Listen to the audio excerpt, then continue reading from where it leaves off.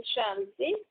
आज मीठे मीठे श्री बाबा ब्रह्मा के तन द्वारा कहते हैं, मीठे मीठे बच्चे बाबा कहते हैं, अब कभी भी हमें किसी के भी बारे में, ना खुद के बारे में, ना किसी के बारे में चिंता नहीं करनी, चिंतन नहीं करना है।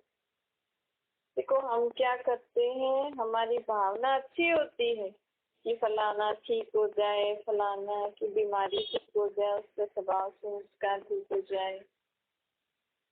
लेकिन हम क्या करते, सारा दिन ही वो सोचते रहते और ये चिंता करते करते हमारा शरीर, मन अशांत, और मन का असर फिर शरीर पे पड़ता है, शरीर भी बीमार। हमें सोचना अच्छा चाहिए कि उसकी बीमारी ठीक हो जाए, उसकी स्वभाव संस्कार ठीक हो जाए, उसका जीवन अच्छा हो जाए।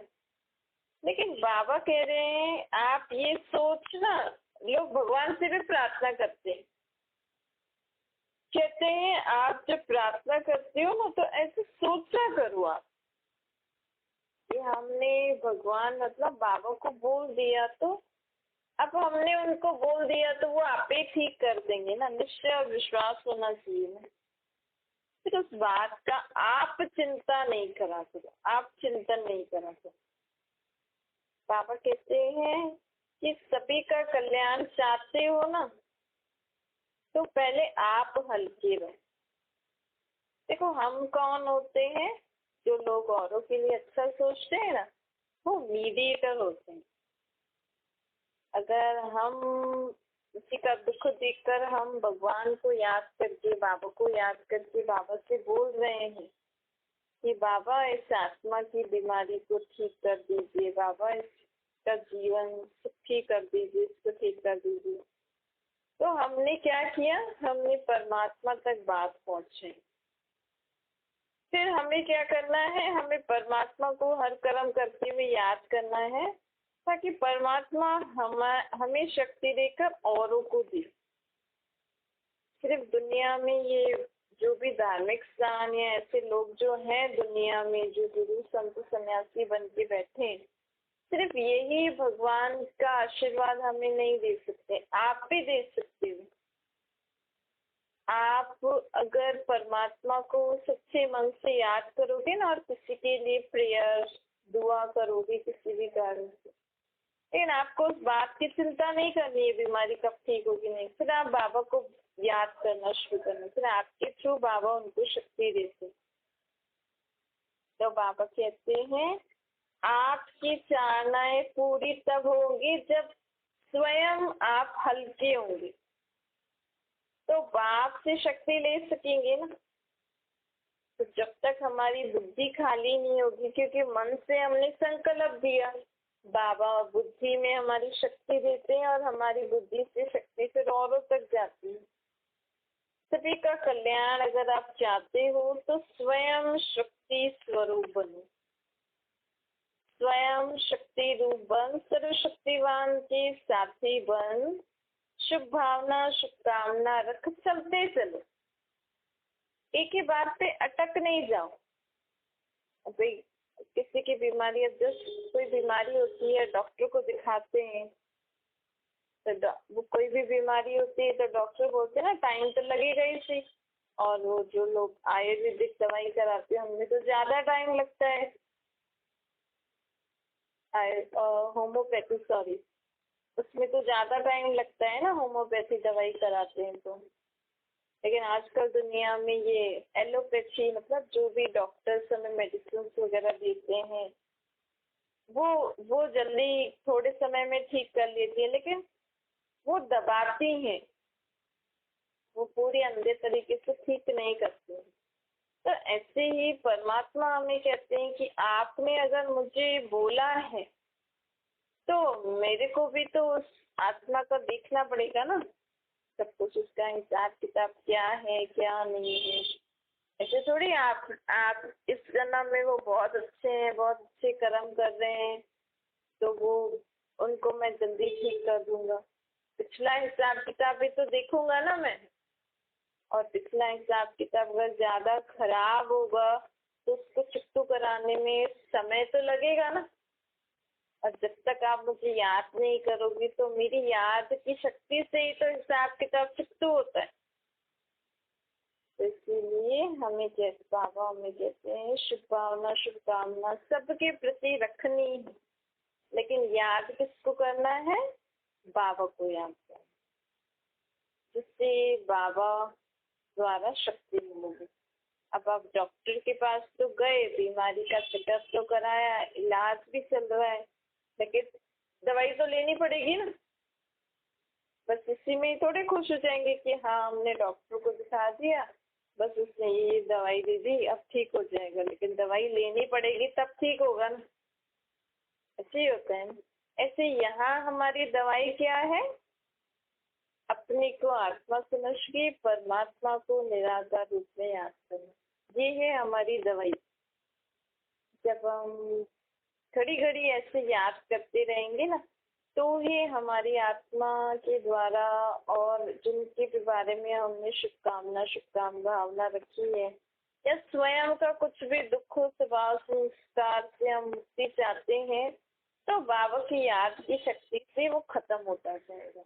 इन्फॉर्म तो हमने कर दिया बाबा को, बाबा मुझे ये दुख है, मेरे में ये परेशानियां हैं, मेरे जीवन में मेरे में ये बुरा स्वभाव संस्कार है, इंफॉर्मेशन तो दे दी, लेकिन अब हमें क्या करना है?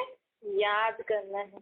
और जैसे हम दवाई लेते तो सोचते हैं ना, हाँ ये इस बीमारी की दवाई है, ये खाने से ठीक हो जाएगा। ऐसे ही हमें बाबा को याद करके ऐसा सोचना है कि मैं बाबा को याद कर रही हूँ, अब मेरा ये स्वभाव संस्कार, ये जीवन में जो भी बातें हैं ये सब खत्म हो जाएगी, मैं आत्मा एकदम शक्तिशाली स्वच्छ बन जाऊंगी, अपने लिए या औरों के लिए, जिसके लिए भी आपने रखी है। तो बाबा कहते हैं इस रीति से हम अब चिंतन और चिंता नहीं करो किसी भी बात। जब देखो, जब भी किसी को कोई चिंता होती है, चिंतन होता है ना, किसी अपने को फोन मिला के उनसे बात करेंगे, एक एक घंटा लोग बात करते हैं, नहीं आजकल तो ये ऐसा हो गया है ना, लोग कोई थोड़ी सी भी परेशानी होती है बस फोन मिलाया और बात करना शुरू। लेकिन बाबा हमें कहते हैं कि आप अब कभी भी आपको परेशानी हो ना, तो आप बाबा को मन ही मन में बैठ के या कर्म करते हुए भी आप बाबा को मन ही मन में बातें भी कर सकते हो, बाबा को लेटर भी लिख सकते हो। लिखने से क्या होता है? लिखने से ज्यादा अच्छा होता है। लिखने से ऐसा होता है जैसे हमने बस सब लिख दिया, अब खत्म हो गया। और लिखते लिखते ना, किसी जो भी दुख परेशानियां या जो भी बात हम बाबा को लिखते हैं ना, तो कई बार लिखते लिखते हमें भी समझ में आ जाता है इस परेशानी को हम ऐसे हल कर सकते हैं। इस बात को ये जो मेरी आदत है इसको मुझे खत्म करना पड़ेगा, तब ये परेशानी खत्म होगी। लिखने से बहुत अच्छा होता है। तो जब भी आपको समय मिले ना, हफ्ते में रोज चाहो तो रोज लिखो तो बेस्ट, नहीं तो अगर आपके पास टाइम नहीं है तो हफ्ते में 3-4 दिन में एक बार, एक दूसरे को फोन पे ना बताकर आप बाबा को लेटर लिखें। और फिर लेटर लिख के ऐसे लिखना जैसे तो मैं बाबा से बातें कर रही हूँ, मैं बाबा को सब अपना हाल वाल सुना रही हूँ। बाबा ऐसा हुआ, फिर ऐसे हुआ, फिर उसने ऐसे बोला, फिर मैंने ऐसा कहा, फिर बाबा मेरी तबीयत ऐसी है, शरीर में ऐसे ऐसे होता है, ऐसे ऐसे स्वभाव संस्कार है। ऐसे जब हम बाबा को लिखते हैं ना या बोलते हैं, जो भी आपको अच्छा लगे, तो उससे काफी हमारा मन हल्का हो जाता है। क्योंकि परमात्मा है ना, आत्माओं का बाप है। साधारण मनुष्य को हम फोन करते, वो तो हमारी देह का संबंधी है, लेकिन ये तो परमात्मा हम आत्माओं का संबंधी है। इनको अगर हम याद करके लिखेंगे या इनसे बातें करेंगे तो हमारी सच हमें बाबा की मदद मिलती है। निश्चय होना चाहिए, लेकिन इसलिए हम जितना निश्चय से लिखेंगे ना और उमंग से लिखेंगे तो बाबा की हमें मदद जरूर मिलती है, और बाबा की मदद से हमारी वो सारी परेशानियाँ, स्वभाव, संस्कार जल्दी जल्दी खत्म होते जाते। जितना आप जल्दी जल्दी बाबा को अपने बारे में बताते जाओगे ना तो वो जल्दी जल्दी खत्म हो जाएंगे। तो बाबा कहते हैं इस तरीके से ना, अब कोई भी हमारे जीवन में कोई भी प्रकार की चिंता नहीं होनी चाहिए। अब चिंताओं से मुक्त जीवन जीने का समय है। वो संस्कार में भी डालना है ना, आगे सत्यों की दुनिया में कोई प्रकार की चिंता नहीं होगी। और जब आप लिखोगे ना कि मुझे ये चिंता, ये परेशानी, तो आपको समझ में आएगा ये तो इतनी छोटी सी बात है। सोचने में हर बात बड़ी लगती है, लेकिन हम जब उसको लिखते हैं या एक दूसरे को बताते हैं, बाबा को जब हम बताने जाएंगे तो छोटे से लगेगा, ऐसे लगेगी इतनी सी तो बात है। हमने सोच सोच के हम बहुत बड़ा बना देते हैं। एक सोच, क्योंकि सोच में हमारे संकल्प में बहुत शक्ति होती है। हमारे संकल्प द्वारा हम परमात्मा भी देखो, भी संकल्प द्वारा ही तो नई सृष्टि की रचना रच रहे हैं। और वैसे भी हम भी जीवन में कोई भी कार्य करते हैं पहले तो सोचते हैं ना। अगर हम अच्छा सोचेंगे तो वो हम उस बात के लिए अच्छी प्लानिंग कर सकेंगे। और अगर हम कुछ उल्टा सुल्टा सोचते रहेंगे तो फिर उसके लिए हम कुछ गड़बड़ भी कर सकते हैं। हमारी सोच से गड़बड़ भी हो सकती है। इसलिए बाबा कहते हैं चिंता और चिंतन से, व्यर्थ चिंतन से मुक्त बनो, सदा शुभ भावना शुभ कामना करो। जितना हो सके अब प्रश्नों से मुक्त रहो। अभी आपने जो लेटर लिखा, अब उसमें ये भी ऐड करना कि आपके मन में किसी भी बात के लिए कोई प्रश्न है। प्रश्न कैसे होते, क्यों, क्या, कैसे, कब, कहाँ। अगर आपके मन में उससे कोई प्रश्न है कि ये क्यों हुआ, मेरे साथ क्यों हुआ, ये कैसे होगा, ये कब होगा, ये कहाँ होगा, ऐसे जो भी कहके वाले जो शब्द होते हैं, ये सारे प्रश्नों को भी बाबा को दे देना। बाबा मेरे मन में ऐसे प्रश्न आ रहे हैं, आप ले लो। कोई भी ऐसा विचार जो आपके मन में अशांति क्रिएट कर रहा, अशांति हो जाती है ना मन में, भारी हो जाता है हमारी देखो हमारा सर क्यों भारी होता है। लोगों की शिकायत रहती है ना कि मेरा सर भारी हो गया, सुबह से मैं इस बात को सोच सोच के मेरा सर भारी हो गया। क्यों? सोच का असर सर पे क्यों पड़ता है? क्योंकि हमारी आत्मा कहाँ रहती है? यहाँ प्रकृति के बीच में रहती है। तो आत्मा में ही मन है, तो मन सोचता है ना, तो उसके वाइब्रेशन सर पे जाते हैं पहले पहले। अब तो सर भारी हो जाता है, और सर से हमारा बॉडी, कहते हैं ना ये ब्रेन, यहाँ से ही सब ऑपरेट होता है, पूरी बॉडी कंट्रोल। जो क्लियर पता नहीं है, लेकिन ऐसा सर को बहुत इम्पोर्टेंट मानते हैं क्योंकि यहाँ से ही सब सिग्नल जाते हैं। अर्थात यहाँ जो हमारी आत्मा है ना, वो सिग्नल हमारी पूरी बॉडी में देती है। जैसे हमारी आत्मा में जो मन है वो सोचता है, फिर बुद्धि डिसीजन लेती है। वो अभी तक साइंस तो बोलती है ये हड्डी वाला ढांचा इम्पोर्टेंट मानते हैं, लेकिन असल में जो हमारी आत्मा इस हड्डी के ढांचे के बीच में बैठी है, प्रकृति के बीच में हम लाइन खींचेंगे ना स्ट्रेट, और ऊपर सर के बीच में एक स्ट्रेट लाइन खींचेंगे, तो उसके क्रॉसिंग पॉइंट पर हमारी ब्रेन के पास आत्मा बैठी है। तो वहाँ उसका आत्मा में जो मन है वो ज्यादा सोचता है ना, तो वो वाइब्रेशन ब्रेन में जाते हैं, जिसके कारण हमारा सर भारी हो जाता है। तो बाबा कहते हैं अब ये चीजों को आप जितना कम करोगे ना, जब भी आपके मन में ऐसी किसी बात के लिए कहके वाले प्रश्न ना, तुरंत वहाँ ही स्टॉप कर लें, मुझे ज़्यादा सोचना ही नहीं। क्योंकि कई बार क्या होता है, कोई बात जैसे ही आती है ना और हम सोचने लग जाते हैं, तो हम ज़्यादा सोच सोच के ना कुछ गलत कर देते हैं। उस काम को करना ही नहीं है उस समय। अगर मन में कुछ ज़्यादा सोच चल रही है किसके लिए, तो हो सके तो उस काम को वहाँ ही स्टॉप कर दें, ये अभी नहीं करना है मुझे। जितना हो सके, अगर ज़रूरी है तो थोड़ी देर के बाद थोड़ा मन शांत हो जाए, बाबा को याद करके सब प्रश्न बाबा को देखिए। शांति के मन से जब हम कोई भी कर्म करते हैं ना, तो वो काम सफल होता है। क्योंकि जैसे घर में भी क्या होता है, अगर एक भी नहीं मानता है ना किसी बात के लिए, तो वो काम भले ही आपका हो जाएगा लेकिन खुशी नहीं रहती, कई बार खराब भी हो जाता है, बिगड़ भी जाता है काम। ऐसे ही हमारा मन, बुद्धि और हमारी कर्मेंद्रियां, संस्कार जो हमारे बने हुए हैं, और हमारी स्थूल कर्मेंद्रिय, जब ये मन, बुद्धि, संस्कार और हमारी स्थूल कर्मेंद्रियां, ये चारों जने मिल जाते हैं ना किसी काम के लिए, हाँ रेडी हो जाते, उसमें भी स्पेशली मन, तो हमारा काम अच्छे से हो जाता है।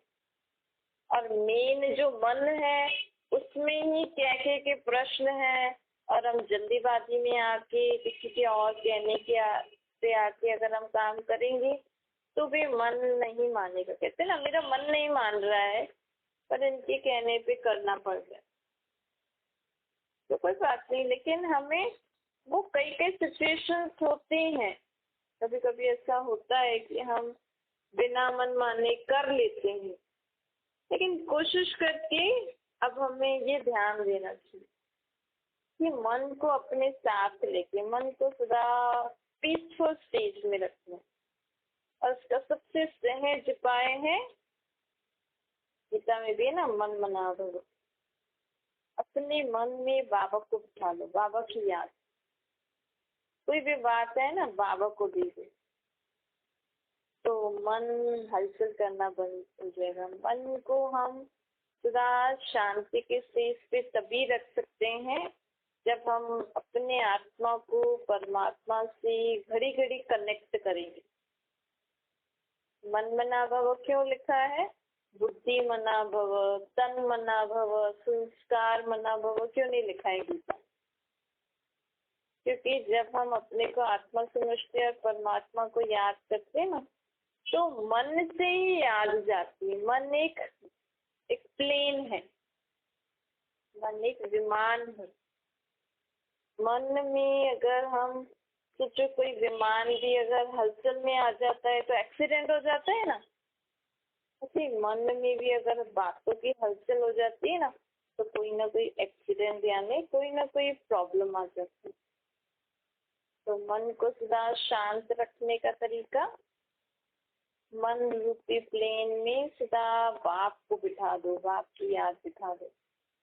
कोई भी बात आए बाबा को याद करो, मन रूपी प्लेन में जाकर मन की विमान द्वारा बाबा के पास पहुंच जाओ, या बाबा को ही अपने मन रूपी प्लेन में बिठा दो। कोई भी बात आए, बाबा आइए आपके काम कराइए, मन नहीं मान रहे, आपको जैसा ठीक लगता है वो करिए, तो हमारा मन सदा शांत रहेगा। और देखो, मन खुश होता है ना तो काम भी अच्छा होता है।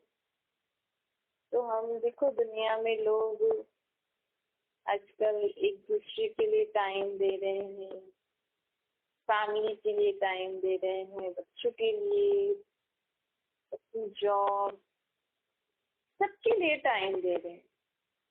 लेकिन आज जो मेन चीज है ना हमारी लाइफ में, मन, उसको हम टाइम नहीं दें।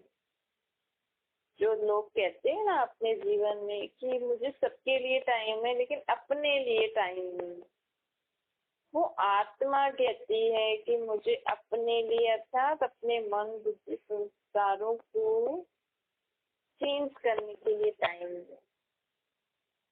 अपने मन के प्रश्नों को उत्तर देने का टाइम दें। अपनी बुद्धि को सदा शुद्ध, क्लीन एंड क्लियर रखने का टाइम दें। अपने संस्कारों को सुधारने का टाइम दें। तो बाबा कहते हैं पहले आप इन पे ध्यान दो ना, तो ऑटोमेटिकली आपको दूसरों के लिए, दूसरों को कम टाइम देकर आप काम पूरा कर सकते। आपने भी देखा होगा जिस दिन आपका मन शांत होता है, खुशी वाली बातें सोचता है, उस दिन आपके घर में ऑटोमेटिकली सब अच्छा ही अच्छा होता रहता है। अगर कोई किटपिट भी होती है तो भी ठीक हो जाती है, ज्यादा आपको मेहनत नहीं करनी पड़ती। क्यों? क्योंकि आपका मन खुश है उस समय। तो वो तो देह के संबंधी हो गए ना, जो भी आपके बच्चे हैं, घर, संपत्ति है, वो तो देह से रिलेटेड है ना। लेकिन मैं आत्मा तो इंडिविजुअल हूँ ना। मैं आत्मा तो पहले खुद में, मुझे आत्मा में जो मन बुद्धि संस्कार है उनको तो मैं रोज क्लीन करूं। तो जब मेरे मन बुद्धि संस्कारों में अच्छी क्लीनिंग होगी, अच्छी संस्कार होंगे, अच्छी सोच होगी, तो ऑटोमेटिकली मैं आत्मा जिस भी आत्मा की टेक केयर करूंगी, चाहे माँ बन के करूँ, चाहे पति, चाहे पत्नी, चाहे ऑफिसर, या कोई भी रूप में मैं किसी भी आत्मा के कनेक्शन में आऊंगी ना, मैं ऑटोमेटिकली उनको क्या दूंगी? हैप्पीनेस। मैं ऑटोमेटिकली उनके साथ मेरा संबंध व्यवहार अच्छा होता जाएगा। तो बाबा हमें यही सिखाने आए और ज्यादा समय नहीं लगता है। आपने ये तो जान ही लिया मैं आत्मा हूँ, ये मेरा शरीर, आत्मा में मन बुद्धि संस्कार है। तो कितना समय, अब आपको आदत तो हो ही गई है। अब कर्म करते भी अपने अंदर ही, मन, आत्मा तो हमारी अपने पास है ना, मन बुद्धि संस्कार तो आत्मा में ही है। उसके लिए तो हमें कहीं जाना नहीं पड़ेगा, किसी से मिलना नहीं पड़ेगा। अपने आप ही से करते रहो ना सारा दिन कि मन, आप कैसे, मन के कैसे विचार चल रहे हैं, बुद्धि कैसे काम कर रही है, मेरी संस्कार अर्थात एक दूसरे से संबंध व्यवहार में मैं कैसे आ रही हूँ, मेरी कर्मेंद्रियां ठीक से काम कर रही है। ऐसे ऑटोमेटिकली आप सारा दिन अटेंशन रखोगे तो मन बुद्धि संस्कार अच्छे रहेंगे। तो रोज रात को अपना थोड़ी सी सेकेंड करके बाबा को बता के नेक्स्ट डे के लिए अटेंशन रखना है। अब सेल्फ प्रोग्रेस जो कहते हैं ना, सेल्फ प्रोग्रेस करनी है, सेल्फ रियलाइजेशन करनी है। सेल्फ मतलब मैं आत्मा, आत्मा की प्रोग्रेस मतलब आत्मा के सोचने का तरीका, आत्मा के डिसीजन लेने का तरीका, आत्मा कैसे औरों के आगे संबंध व्यवहार में आ रही है, उसके संस्कार कैसे, ये होती है सेल्फ प्रोग्रेस। सेल्फ रियलाइजेशन मतलब यही अपने आप को रियलाइज, मतलब आत्मा अपने आप को रियल, आत्मिक कि मैं आत्मा हूँ, मैं आत्मा कैसी हूँ, मैं आत्मा के सोचने का तरीका, डिसीजन लेने का तरीका, दुनिया में एक दूसरे के साथ संबंध व्यवहार निभाने का तरीका कैसा है, ये हमें खुद को रियलाइज होना चाहिए। कई बार हम ही गलती करते हैं, हम ही परेशान होते हैं, लेकिन हमने कभी ऐसा रियलाइज ही नहीं किया कि मैं ही इस प्रॉब्लम की रूट हूँ। मैं मतलब मैं आत्मा के सोचना है, मैं कोई संस्कार ही इस प्रॉब्लम का रूट है। अगर मैं अपना वो संस्कार चेंज कर दूं तो ये प्रॉब्लम भी खत्म हो जाएगी। ये लोगों को होता है ना कि मुझे इनसे बात करना, मैं जब से इनसे बात नहीं करती, मैं जब तक, तो मेरा मन नहीं करता, मेरा मन नहीं मानता, मैं परेशान हो जाती हूँ। तो आप अपनी आदत चेंज कर लो। नहीं, अगर सामने वाला हमसे बात नहीं करना चाह रहा, उसको हमसे ज्यादा रिलेशन नहीं निभाना चाहता वो, तो हमें जब वो आत्मा नहीं करना चाह रही तो हम क्यों जबरदस्ती उनसे रिलेशन। नहीं, हमारा पार्ट इतना ही था, हमने बजाया, अब ठीक है, उस आत्मा को किसी और से रिलेशन बजाना है तो बजाए, मैं क्यों उसके कारण परेशान। तो कहते हैं अपने आप को इंडिपेंडेंट करना। हर एक आत्मा का अपना अपना पार्ट होता है। हम जबरदस्ती किसी के पीछे पड़ जाते हैं और उनको भी फोर्स करते हैं, नहीं आप भी हमसे संबंध निभाओ, आप भी हमसे बातें करो, आप भी ऐसे करो, और ही वो प्रॉब्लम क्रिएट करेंगे आपके लिए, नहीं? और ही हम उनके साथ जबरदस्ती ऐसे करेंगे तो और ही कुछ ना कुछ बोल देंगे। इससे अच्छा तो ठीक है, तो हमें देखिए प्रॉब्लम्स हमारी लाइफ में ऐसी होती है कि हमारे ही संस्कार, हमारी ही आदतें उस प्रॉब्लम की रूट होती हैं। लेकिन हम सोचते हैं हम क्यों चेंज हो, वो चेंज है। हम अगर किसी को छोड़ देते हैं ना, और अगर उस आत्मा का अभी भी पार्ट है हमसे संबंध निभाने का, तो वो ऑटोमेटिकली आती है। हम सब एक्टर है ना। बहुत सिंपल है। अगर बाबा की लाइफ, बाबा की नॉलेज को आप प्रैक्टिकल लाइफ में यूज करोगे ना, तो आपकी लाइफ अभी से ही हेवन जैसी हो जाएगी। जिससे हम स्वर्ग में सदा खुश, प्योर, हैप्पी, पीसफुल रहेंगे ना। आप अभी बाबा की टीचिंग्स को जीवन में धारण करके अभी ही सदा प्योर, हैप्पी, पीसफुल रहोगे। अगर आपने बाबा की एक एक बात अपने जीवन में प्रैक्टिकल लाई तो अच्छा। मीठे मीठे लेते बच्चों प्रति माता पिता, बाप दादा का याद प्यार और गुड मॉर्निंग। रूहानी बाप की हम सभी रूहानी बच्चों को नमस्ते। हमारे भी रूहानी माता पिता, बाप दादा को याद प्यार, गुड मॉर्निंग और नमस्ते। वरदान है सर्वशक्तिवान के साथी बन, सर्व के प्रति शुभ भावना रखने वाले, चिंतन व चिंता मुक्त बनो। कई बच्चे चिंतन करते हैं कि फलाने की बीमारी ठीक हो जाए, बच्चा व पति ज्ञान में चले, धंधा ठीक हो जाए। बाबा कहते हैं ये भावना तो अच्छी है, लेकिन आपकी ये चाहनाएं पूर्ण तब होंगी जब स्वयं आप हल्की हो, बाप से शक्ति लोगे। इसके लिए सदा हमें अपनी बुद्धि रूपी बर्तन खाली रखना है। सभी का कल्याण चाहते हो तो स्वयं शक्ति रूप बन, सर्वशक्तिवान के साथी बन, शुभ भावना शुभकामना रखते चले। चिंतन व चिंता से मुक्त बनो, बंधन में नहीं फंसे। बाबा कहते कभी भी हमें किसी भी बंधनों में अपने आप को अब नहीं फंसाना। हर एक आत्मा का अपना अपना पार्ट है। ये समझ लेंगे तो हम कभी भी बंधन में नहीं फंसेंगे। स्लोगन है जो प्रश्नों से पार रहते हैं वही सदा प्रसन्न चित्त रहते हैं। सर्व प्रश्नों से क्यों, क्या, कैसे, कब, कहाँ, सब प्रश्नों से पार रहेंगे तभी हम प्रसन्न चित्त रहेंगे। अच्छा, ओम शांति। बाबा को याद करिए।